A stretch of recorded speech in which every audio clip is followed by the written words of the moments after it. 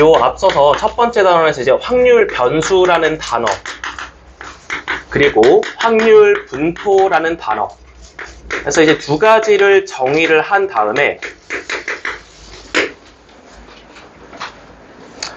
필기는, 자, 필기 따라오실 분들은 뭐 쓸 건 많이 없는데 일단 여기에 그냥 조금씩 강조하는 것들 다시 따라오면 좋을 것 같아요. 자, 텍스트는 일단은 그대로 한번 활용하시고, 첫 번째에서 이제 확률 변수에서 이산 확률 변수를 배웠었고, 그 중에서 확률 분포 중에 가장 첫 번째로 나오는 게 이항 분포죠. 어서 오세요. 자, 첫 번째 이항 분포를 다시 한번 설명하자면요. 요 이항 분포라는 건 일단은 셀 수 있는 이산 확률 변수에서 나오는 확률 분포가 될 것이다. 자, 이제 확률 분포라는 단어가 뭐였죠, 뜻이? 확률을 계산하는 도구였죠. 그러니까 어떤, 예를 들어 봅시다. 동전을 던진다고 해봐. 동전을 3번 던질 거야. 동전을 3번 던질 거고, 그 중에서 앞면이 한 번 나오는 사건에 대해서 이야기를 해보고 싶은 거야. 자, 방금 사건이라고 말을 했죠. 사건이라는 건 이제 문제마다 조금씩 다른데, 지금은 일단은 시행 횟수 n을 3으로 인식하고, 내가 원하는 사건은 앞면이 나오는 사건인데, 그게 3번 중에서 한 번이다 라고 생각을 하게 되는 거죠. 자, 근데 이제 동전을 던진다는 것도 생각을 해보시면은, 던질 때마다 무슨 시행이야? 독립시행이야. 던지다가 갑자기 사라지거나 동전의 면이 4개로 바뀌거나 이런 건 아니잖아. 던질 때마다 확률이, 앞면이 나올 확률이 2분의 1로 일정하다라는 게 이제 독립시행입니다. 자, 그래서 예를 들어 그거의 확률을 계산하면은, 우리가 하나의 확률에 대해서는 독립시행의 확률 계산법을 앞에 확률 단원에서 배워놨습니다. 자, 이 n이라는 거는 방금 얘기한 3번의 총 시행 횟수가 될 것이고, 여기 이 x라는 거는 출제자가 요구하고 있는 사건이 몇 번 일어날 것이냐. 그러니까 뭐 3번이면 0, 1, 2, 3 중에 하나 될 수 있겠죠. 자, 그 다음에 이 확률 P라는 거는 현재 앞면이 나오는 거니까 2분의 1로 인식을 할 수 있고, 거기에 세제곱을 하고, 이제 보통 여기 Q라고 필기가 되어 있을 텐데, Q라는 건 이제 1-P로 인식을 하면 됩니다. 왜냐면 이제 이러거나 저러거나 하는 사건을 더해봤을 때 항상 1이 나와야 되니까, 합이 1이니까 여기 항상 1-P가 들어오는 거야. 자, 그 다음에 n-x제곱까지 해주면은, 이게 바로 독립시행의 사건의 확률 계산법이었습니다. 자, 근데 우리가 원래 이산 확률 변수라는 걸 취급할 때는, 그래프가 아니라 뭘 작성했죠? 표를 작성해야 돼요. 원칙적으로는. 근데 이 n이 커지면 커질수록 이 표의 칸수가 늘어나겠죠. 이렇게 가다가. 그럼 이 표를 작성하는 일이 어려운 일이 되겠지. 그래서 우리가 이항분포라는 개념을 도입을 한 겁니다. 자, 이항분포는 표현할 때 일단 앞에서 배운 이항정리식을 떠올려주면 돼. 이항정리에 의해서 이 독립시행의 계산이 빠져나온 거고, 자, 그래서 우리가 두 가지 파악해야 되는 정보는 일단 시행횟수 n번입니다. 이 n번을 인식을 할 때 문제에서 독립시행인가를 좀 스스로 생각해야 되는 부분이 있다고 했고요. 그 다음에 내가 원하는 사건의 확률 P까지 확보가 된다면은 이렇게 표기해서 정리할 수 있다. 여기까지 좀 따라오시면 될 거야. 자, 그럼 이때 우리가 뭐라고 얘기하느냐? 평균 혹은 기대값을 구하라고 합니다. 자, 이거 맨 처음에서부터 정립해드렸는데 둘이 완전히 같은 말이야, 다른 말이야? 완전히 같은 말이야. 평균이라는 거는 기대값, expectation과 같은 말이야. 기대될 수 있는 값이라는 거고, 자, 이제 EX, 요거 어떻게 계산되나 한번 봅시다. 요 BN, P로 표현하면 이거 어떻게 계산이 된다고 알려져 있죠? NP로 계산된다고 알려져 있습니다. 이게 무슨 말이야? 교과서에서는 이걸 논리적으로 증명해주겠다, 안 해주겠다? 안 해주겠다. 그리고 우리가 그걸 알 필요가 전혀 없습니다. 우리 지금 7차 교육과정부터 그 교과과정상의 목표가 이거를 논리적으로 증명해서 이해하는 게 아니라 수치적으로 한번 확인해서 그대로 스킬적으로 사용하는 거야. 그래서 일단 단순하게 말하면 그냥 암기해서 계산만 하시면은 전혀 문제가 없다라는 거고, 자, 그럼 기대값 EX가 NP임을 확인했을 때 분산도 계산을 해야 되거든요. 자, 분산은 어떻게 계산하죠? NPQ로 계산합니다. 분산 NPQ로 계산된다. 여기서 이제 Q는 또 뭐야? 1 빼기 P니까 이렇게 기억을 해주면 좋겠죠? NP에다가 1 빼기 P를 한 번 더 곱해주시면 되는 겁니다. 자, 그리고 우리가 표준 편차가 무엇인지 알고 있죠? 표준 편차 같은 경우 방금 계산한 값 NPQ를 갖다가 루트를 한번 쳐주시면은 이렇게 그 양수 값이 빠져나옵니다. 그래서 이제 표준 편차까지 구하라는 것에 대응을 해줄 수 있고, 자, 이제 마지막에는 우리가 앞 단원에서 확률 변수 x가 일정하게 바뀌었을 때 어떤 공식을 외워놨는데, 이거 기억나나 모르겠다. 요 2라는 게 어떤 연산이 시행된다 했죠? 그렇죠. 시그마입니다. 무슨 확률 변수일 때만? 이산일 때만. 지금 우리가 이산을 다루고 있는 거잖아. 이산 확률 변수의 기대값이나 분산 이런 것들은 전부 다 수학원에서 수열합으로 배웠던 이 시그마 연산이 들어가는 거야. 자, 그럼 시그마 연산의 그 성질을 생각을 해보시면은 ax 플러스 b가 소괄호 안에 들어가 있고 뭔가 이걸 분해를 해야 된다고 쳤을 때 상수배를 시그마 밖으로 뺄 수 있죠. 그래서 ax에서 a를 밖으로 빼버리는 거고 이건 상수 더하는 거니까 이것도 마찬가지로 분리하면서 그냥 플러스 b를 빼버리면 돼요. 그래서 우리가 np 값을 ex를 알고 있다면은 그냥 거기에 똑같이 a를 곱하고 b를 더하시면은 새로운 확률 변수 ax 플러스 b의 기대값도 똑같이 계산해 줄 수 있는 거야. 요거 그대로 따라간다. 괜찮죠? 자, 그 다음에 이제 마지막으로 분산에 대해서 얘기를 해야 되는데 분산의 원래 그 한글 뜻이 뭐였죠? 그 정의로 돌아올까? 중학교 4학년 때 분산을 뭐라고 배웠죠? 분산은 산포도를 나타내는 수치이면서 무슨 단어가 들어가야 되지? 분산하면은 무슨 단어가 들어가야 되지? 편차가 들어가야 됩니다. 편차를 어떻게 하죠? 편차를 제곱을 합니다. 자, 편차 제곱의 총합이라는 거를 뭘로 나누면은 분산의 개념이 되는 거야? 자료의 개수로 나눠주면 되는 거야. 자, 그럼 내가 편차 제곱이라는 걸 한번 다시 식으로 표현해 볼게. 편차라는 건 뜻이 뭐냐면은 데이터, 자료가 있을 때 거기에 무슨 값을 뺀 게 편차죠? 맞습니다. 자료에다가 평균을 따로 계산해서 평균을 뺀 이 x 빼기 m이라는 게 편차의 개념이고 그거를 그대로 두지 않고 제곱을 합니다. 그죠?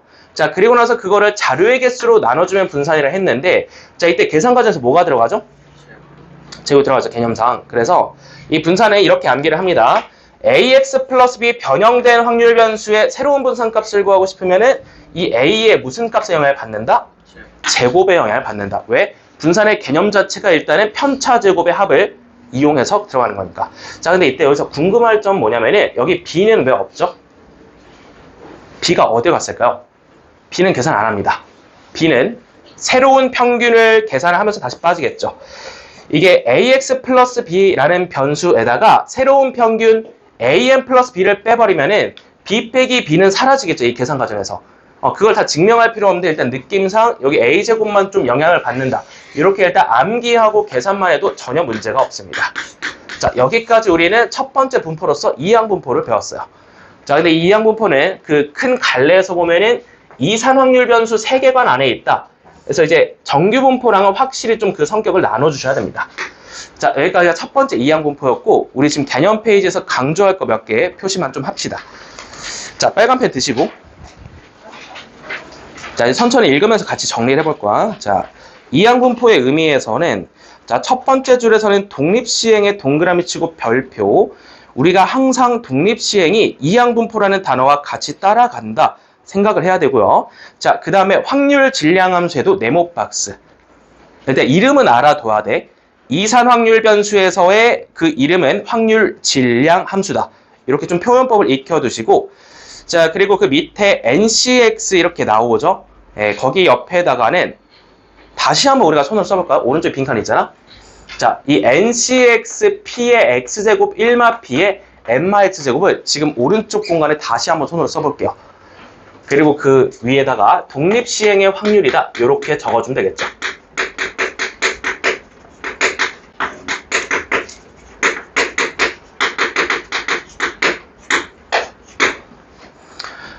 여담으로 이제 주석을 달아주자면은 N 옆에다가는 전체 시행이라고 적어주면 될 것 같아. 전체 시행 횟수. 이 N은 전체 시행이 되고 이거는 사건의 횟수입니다. X. 내가 원하는 사건이 몇 번 시행됐는가. 그래서 이제 여기서 또 주의하셔야 될 점이 P라는 사건 A가 일어날 수 있는 확률 P에다가 X제곱을 해야 되는 거야. P에다가 N마X제곱 올리면 돼요? 안 돼요? 안 돼요. 그 의미가 희석되면서 좀 반대로 계산될 겁니다. 항상 출제자가 원하는 사건의 확률 P에다가 그 사건이 몇 번 일어난 거야. 그 X제곱을 올려줘야 됩니다. 둘이 바뀌면 안 된다는 것 좀 주의를 하시고 자, 여기까지 독립시행의 확률 이항 분포랑 같이 따라오는 계산법이죠. 자, 확인하면 이제 2번 개념으로 넘어갑니다. 자, 이번에도 마찬가지로 독립시행의 동그라미 별표. 자, 첫 번째 줄에 그렇죠. 독립시행 또 있죠. 항상 독립시행임을 확인을 하셔야 되고 출제자가 이렇게 문제에서 물을 거야. 우리 몇 개 풀어봤는데, 자, 저 px는 스몰 x라는 게 뭐 n번 중에 3번, 2번 이런 것들의 확률을 구체적으로 구하라 할 겁니다. 그때 이항분포라는 말을 확인했다면 저 계산식으로 확률을 계산해 주면 된다라는 거고요. 자, 이어서 밑에 3번 넘어갑니다. 이항분포가 주어진 경우 확률 변수 x가 이항분포 bn, p를 따를 때 다음이 성립한다라고 되어 있죠. 그 오른쪽 칸에 간단하게 써볼까요? 증명 필요 없음. 증명 필요 없음. 암기라고 2글자 써놓읍시다. NP와 NPQ가 평균과 분산이다라는 걸 그냥 외워서 기술적으로 계산하면은 교육과정의 목표에 부합합니다. 자, 그리고 나서 일단은 그 밑에 쭉 가보시면은 실생활 문제의 별표. 자, 실생활 문제라는 게 뭐야? 문제가 좀 길게 문장식으로 제시가 되어 있을 때 푸는 순서에 대한 얘기를 하고 있습니다. 자, 첫 번째 이항분포의 동그라미 칠까요? 이항분포를 구한다 해서 이항분포의 동그라미 치고 그 옆에다가 bn, p라고 쓰자. 그러면 이건 2가지를 파악을 해야 된다라는 얘기거든. 이항분포를 구하라는 얘기는. 이항분포를 구하라는 얘기는 뭐랑 뭘 구하라는 얘기죠? 그렇죠. 시행횟수 n과 출제가 요구한 사건의 확률 p죠. 보통 n은 많이 주는데 p를 많이 줘요, 안 줘요? p를 많이 안 줘요. p는 내가 계산해서 그걸 4분의 1이나 8분의 1처럼 가져오시면 됩니다. 자, 그 다음에 평균과 분산의 NP와 NPQ를 따라가니까 그냥 뭐 이해하시면 되겠고, 자, 여기서 아주 중요한 거 또 이제 세 번째 이 AX 플러스 B 있죠. 요것도 일단은 새롭게 이해를 하셔야 되는데, 요 정도로 한번 비유적으로 필기해볼까? 요 AX 플러스 B라는 거를 Y라고 이름 붙여봐. 그냥 이게 뭐 새로운 확률 변수가 이런 식으로 구성이 되겠다 해서 이런 식으로 좀 이해하시면 되는 거야. 그래서 EY와 VY 이런 식으로 표현을 해봐도 괜찮습니다. 자, 그 공식을 이렇게 따라간다를 방금 또 이제 알려드렸고요. 자, 이제 마지막에 독립시행 끝났고 큰 수의 법칙 들어갑시다. 자, 네 번째 큰 수의 법칙은 시험 문제에 잘 안 나와. 잘 묻지는 않는데 일단 원래 통계에서 개념상 아주 중요한 연결고리긴 하거든. 자, 큰 수의 법칙을 문장으로서 다시 풀어볼게. 오른쪽 빈칸에 적자. 여기서 스몰 n이 커지면, 자, 따라 적어보자. 스몰 n이 커지면은 임의상수 h는 작아진다 라고 다시 한번 써보고, 자, n이 커지면은 임의상수 스몰 h가 작아진다. 그리고 그 밑에 한 줄 더 쓸게요. 결국 둘은 수렴한다. 결국 둘은 수렴한다. 이렇게 말을 해볼 텐데, 자, 여기서 방금 선생님 말한 둘이 누구랑 누구죠? 잠깐만. 여기 안에 들어가 있는 교과 개념으로 얘기해볼게. 방금 내가 얘기한 둘은 무슨적 확률과 무슨적 확률이야. 무슨적 확률을 배웠죠? 수학적 확률과 통계적 확률입니다. 자, 그럼 거기 안쪽에 이제 식을 보시면은 리미트 n이 무한대로 가신다. 자, 이게 무슨 말이냐? 시행횟수 n을 1억 번, 1조 번, 1경번 무한대로 시행해보란 얘기죠. 이렇게 큰 수로 시행을 했을 때 n분의 x에다 네모 박스 치자. 자, 스몰 n분의 x라고 돼 있죠. 거기 네모 박스 치고 밑에다가 통계적 확률이라고 적자. n분의 x라는 거는 실제 시행을 했을 때 통계적 확률이고, 자, 그리고 옆에 스몰 p에다가 네모 박스 칠까? 스몰 p의 개념은 뭐죠? 수학적 확률입니다. 수학적 확률이라고 쓰자. 수학적 확률이라는 건 내가 실제로 해보지는 않고 그냥 머릿속에서 이론적으로 계산한 숫자다. 이렇게 좀 성격적 차이가 있습니다. 자, 이제 완벽히 이해하셔야 돼, 이 부등식을. 옆에 h는 임의의 상수라고 했지. 근데 좀 작은 애를 그냥 생각하면 돼. 자, 여기서 생각을 해봐. n이 100, 1000, 만, 100만, 1억, 1경 늘어날수록 저 스몰 h가 0.1, 0.001, 0.000001 이런 식으로 계속 작아지는 거야. 그죠? 그럼 결국엔 몇으로 수렴하죠, h가? 스몰 h라는 상수가 몇으로 갈까? 점점 작아지면서 0으로 가겠죠. 그럼 이제 스몰 h가 0이란 얘기가 무슨 말일까? 통계적 확률과 수학적 확률이 같다 다르다? 결국에는 같아진다라는 얘기입니다. 자, 이렇게 해서 우리는 저 부등식이 큰 수의 법칙을 의미함은 그 정도는 좀 알고 있어야 돼요. 자, 뒤에 한 문제 넣어놨으니까 이따 문제를 통해서 한번 확인하고, 자, 이제 이어서 두 번째 정규분포 넘어갑니다. 세계관이 달라졌어. 자, 방금까지 선생님이 얘기한 거는 이산 확률 변수의 세계관이죠. 셀 수 있는 것들에 대한 얘기를 하고 있는데, 지금부터는 셀 수 없는 것들에 대한 얘기를 해볼 거야. 자, 대표적으로 몇 가지를 배웠죠? 셀 수 없는 거 뭐 있죠? 시간, 길이, 무게. 이런 것들은 셀 수가 없어. 왜냐면 측정하는 순간 소수점 아래가 무한대로 뻗어나갈 수 있잖아. 그래서 연속 확률 변수 같은 경우에는 이 위에 이산처럼 표를 작성할 수 있다 없다? 개념적으로 표를 작성할 수 없습니다. 왜냐면 칸을 무한대로 만들면서 뻗어나갈 수는 없잖아. 자, 그렇기 때문에 연속 확률 변수의 기본 컨셉은 뭐야? 뭘 그리자? 그래프, 즉 함수를 표가 아니라 그래프, 시각적으로 다룰 것이다 라는 얘기고, 그것을 우리는 이름 뭘로 붙여놨지? 확률 밀도 함수라고 붙여놨습니다. 확률 밀도 함수라는 단어가 확인이 되면은 표가 아니라 그래프를 그려봐야겠다라고 생각을 하는 건데, 우리 이거 가장 처음에 쉬운 거 했죠? 몇 차 함수 다뤘죠? 1차 함수. 근데 1차 함수는 사실 어렵지 않아요. 삼각형과 사다리꼴 넓이 계산은 끝나는 건데, 그 1차 함수 말고는 더 이상 나오질 않아요. 웬만하면 나오지 않는데, 그 다음에 이제 어디로 바로 넘어가는 거야? 정규분포로 넘어가는 거야. 자, 그럼 우리가 확률 밀도 함수에서 나올 수 있는 일종의 아주 특수한 정규분포에 대해서 얘기를 해볼 텐데, 자, 저번에도 얘기를 했는데 정규분포라는 친구는 일단 세상 그 자체고 통계학 내에서 꽃을 담당하고 있습니다. 아주 중요해요. 그러니까 현대 통계학에서도 절반 이상의 비중을 담당하고 있는 게 정규분포고, 자, 이게 뭐 간단히 얘기하면은 인구조사 같은 사회조사나 혹은 자연과학에 대한 탐구에서도 내가 어떤 주제를 잡든 대부분 그래프가 어떻게 나온다? 정규분포로 나온다. 우리의 IQ도, 우리의 키도, 우리의 몸무게도 조사를 해보면 다 어떤 식으로 나온다는 거야? 이렇게 나온다는 거야. 그러니까 이게 항상 왜 이렇게 거의 다 나오는지는 누구도 증명할 수는 없어요. 신이 이렇게 만들어왔으니까 세상을. 자, 그래서 이제 이 그래프에 대한 얘기를 해볼 텐데, 첫 번째로 이 그래프는 함수죠. 함수니까 식을 가지고 있을 겁니다. 자, 함수는 맞아. 이렇게 세로로 잘라보면 교점이 하나씩 나오는 함수인데, 우리가 이 함수식을 알 필요가 있다 없다? 전혀 없습니다. 전혀 없고요. 자, 그래서 거기에 일단 x를 쳐놓을게요. 그 2페이지 보시면은 fx는 루트 2파이분의 1, 2의 몇 제곱 나와 있죠. x를 크게 써놔. 우리는 이 식에 전혀 관심이 없습니다. 정규분포라는 네 글자를 보면은 식이 아니라 그래프를 떠올리시는 게 맞다. 자, 그래서 이 그래프는 어떠한 특징을 갖고 있냐? 일단 첫 번째, 함수다 보니까 정의역에 대해서 얘기를 해볼게요. 이 함수가 정의될 수 있는 영역은 어디서부터 어디까지죠? 실수 전체야. 제한돼 있지 않아. 이 함수는 왼쪽 끝으로 무한대로 가고 오른쪽 끝으로 무한대로 뻗어나가.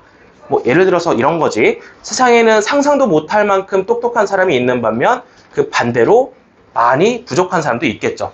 상상도 못할 만큼 이렇게 양쪽으로 뻗어나갈 수 있다는 얘기고, 자, 그래서 일단 정의역이 실수 전체인 거 확인해 주셨으면 가운데에 있는 이 세로 선 한 글자로 축을 확인해야 됩니다. 이 축이라는 거는 무슨 의미를 담고 있죠? 평균값의 의미를 담고 있다. 자, 예를 들어서 우리 IQ 가운데 있는 숫자 몇이지? 100이야. IQ가 평균이 100인 이유는 그렇게 약속했기 때문이고, 키나 무게에 대해서도 항상 평균값은 이렇게 가운데 있는 선입니다. 자, 그럼 이 그래프를 해석할 때 어떻게 해야 되냐? 이거 함수값이 뭐죠? 함수값? x만 보지 말고 이제 y도 한번 그려보자. y 함수값이 무슨 의미죠? 이 확률 밀도 함수의 함수값 y값은 어떤 값을 의미하죠? 두 글자로 뭐 그 자체지? 점 하나의 y값. 확률 그 자체죠. 자, 예를 들어 보자. 여기 찍어. 점을 찍어. m, fm이라고 이 함수값을 표현할 수 있을 거야. 그지? 이 fm이라는 함수값은 확률을 얘기한댔지. 자, 그럼 예를 들어서 IQ가 100인 사람이 세상에 제일 많아요, 적어요? IQ가 100인 사람이 세상에 제일 많아요. 그 비율, 확률을 얘기하는 거야. 자, 예를 들어서 이쯤에 점 하나 찍어볼게.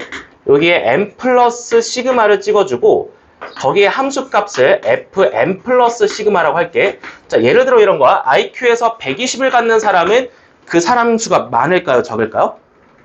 적겠죠.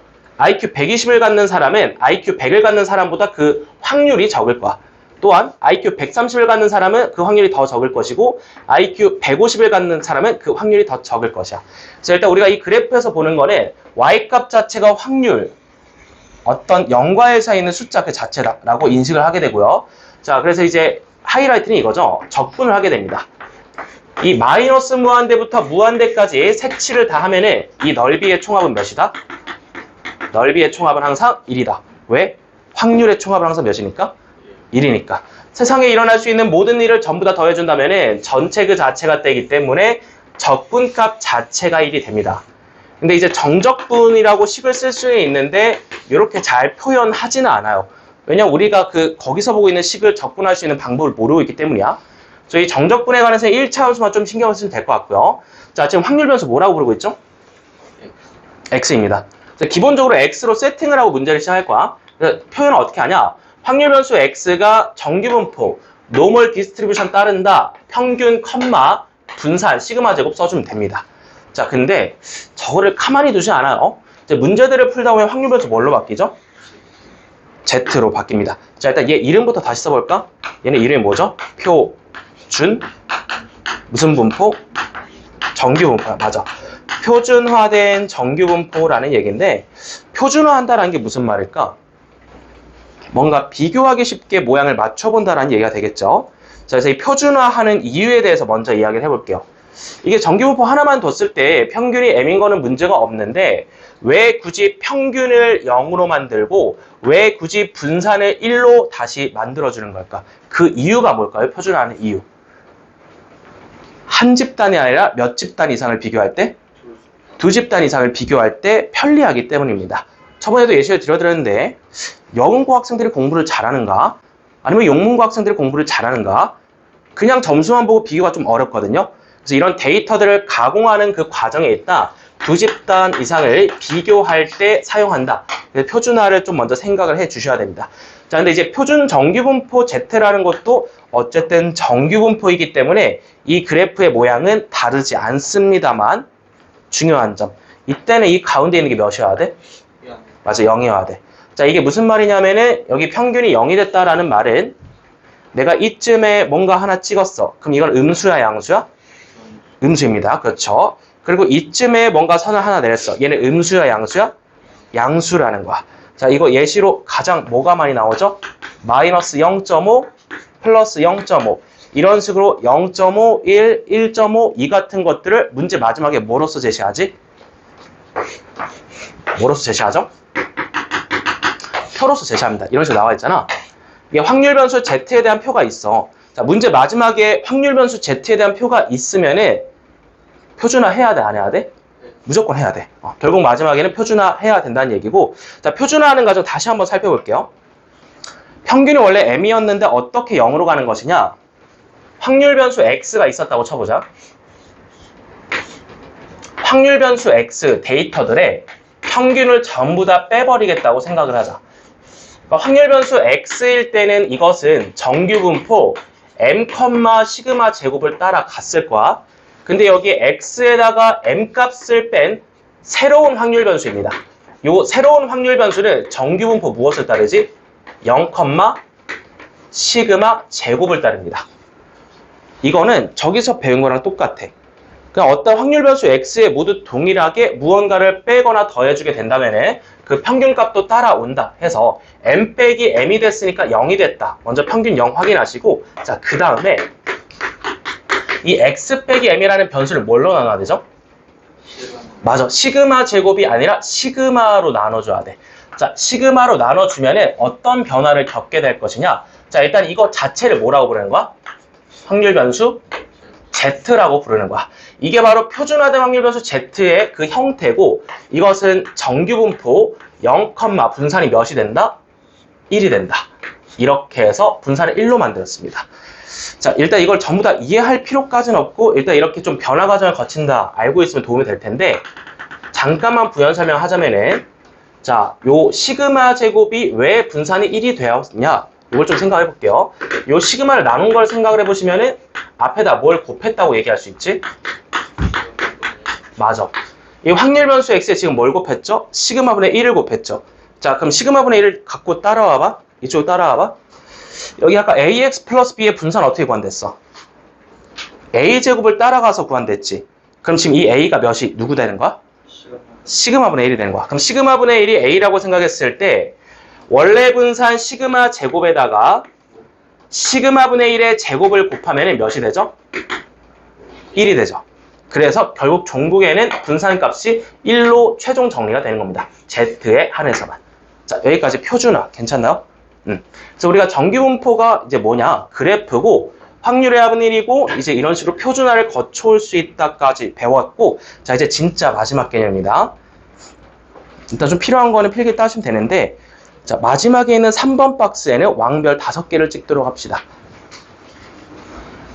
자, 지금까지 이항분포와 정규분포의 개념을 각각 강조를 해드렸는데 마지막에 보시면은 서로의 관계에 대한 서술을 하고 있습니다.